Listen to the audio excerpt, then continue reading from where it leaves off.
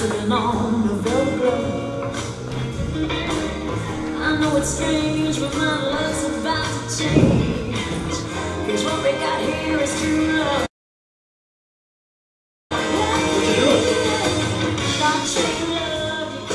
By yourself? Yeah? You wanna come and dance with me? Not right now. I thought so.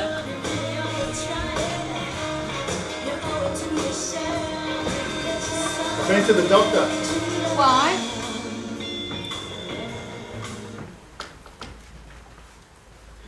Something I want to talk to you about. You sick? And what? I asked him about an operation to reverse the vasectomy. And? Oh, he said it's possible. If we want, it's possible. If you want. Is that what you want? Yeah, I want kids. Well, one maybe.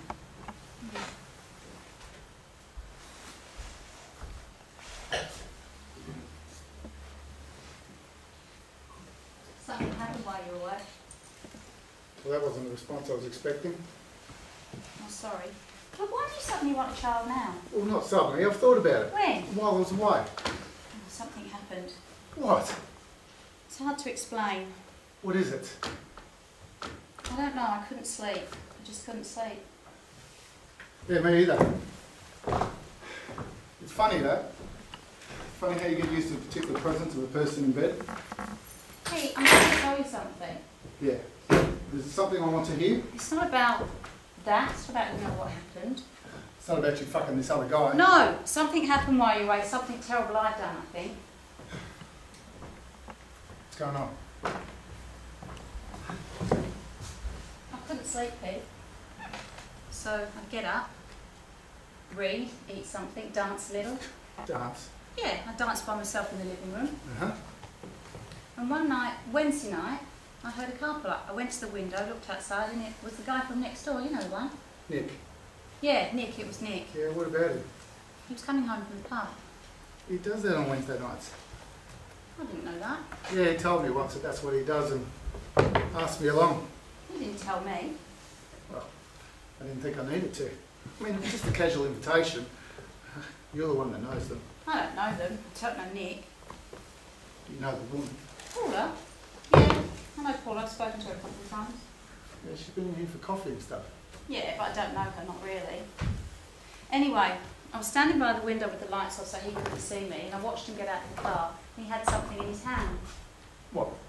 Well, I don't know what it was. It looked like a woman's shoe. I mean, I saw the shape of the heel. I think it was a woman's shoe.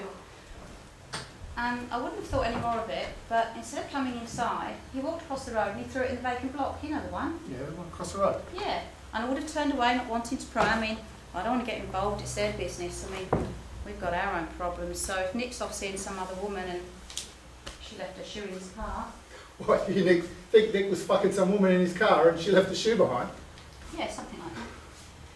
What the hell were you doing at the window, Jane? Well, I didn't want to be there. I didn't want to see. I just watched him for a while. You were spying on him. No, I couldn't sleep. So you start spying on the neighbours? Well, you weren't here. If you'd have been here, I would have been in bed fast asleep and I'd have seen none of this. So this, whatever it is my fault? No. You come home and tell me one night that you've been off with some other fella and it's my fault. All right. So I go off, you know, try to work things out and it's my fault? No. I've done something, Pete, and I need your help. Right.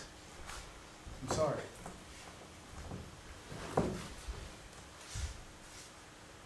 I watched Nick throw the shoe into the vacant block, and for some reason, I don't know why, I was tired, I was lonely, I was upset.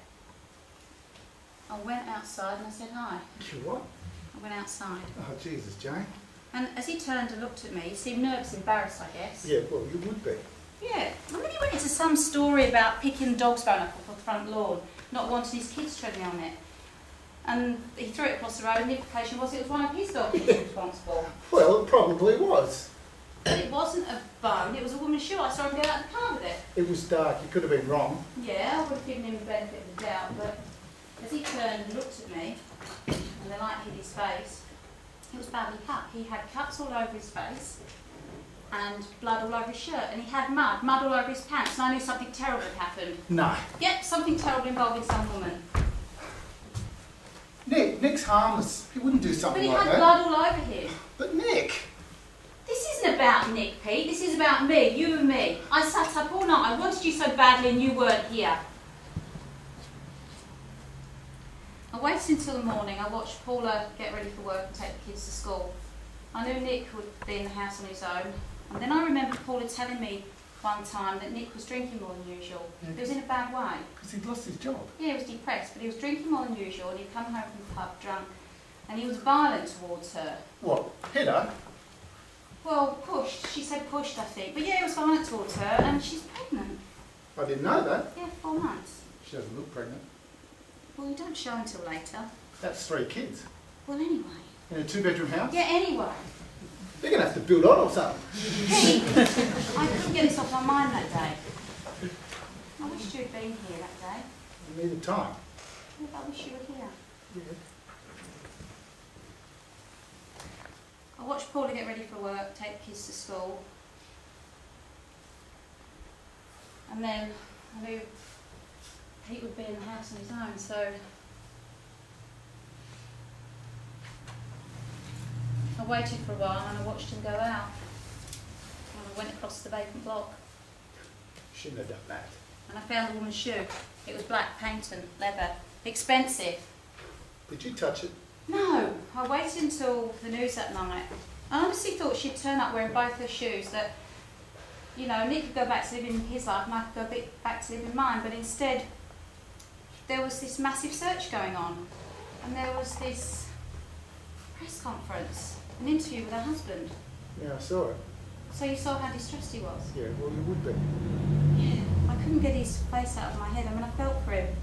I mean, the shock of his wife disappearing like that. I mean, he was appealing to the public for information, Pete, and I had that information.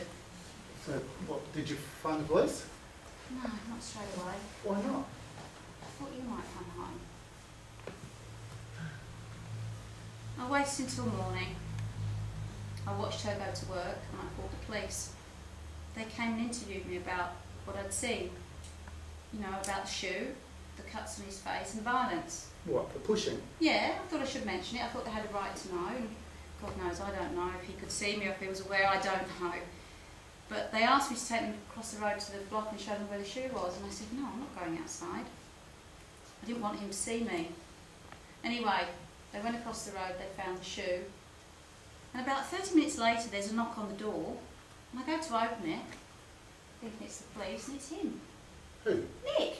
Well, he came in here? Yeah, he was standing at the door with a child in his arms, the youngest one. What, the little girl? Yeah, he was saying that they kept her home from Croatia that day and she had a fever. And he was explaining. Yeah. Well, I couldn't really hear, my head was racing, but he was saying that there was some trouble and that he needed to go out and could I look after the child for a while until they got located Paula from work. Did he know it was you that phoned the police? No, I mean, he couldn't have known, surely. He wouldn't have left the child with me if he knew. So? So, I took the child in. Oh my God, Pete, she was sick, the poor little thing. She coughed and she cried and, oh my God, I didn't have a clue what to do with her. I mean, I didn't know what to do. Anyway, later, much later, in the middle of the night, there's a knock at the door and it's her. Who? Paula.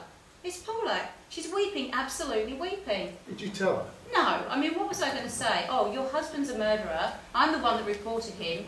I called the police. And I think you need to leave my house now because there's a conflict of interest. Did she talk about it? I mean, was it him? Well, she said he was innocent. How would she know? Well, she said she asked him. She said, did you do anything to hurt that woman? And he said no. And for Paula, that was enough, Pete. That was enough. I mean, there's no shadow of a doubt. She thinks he's innocent.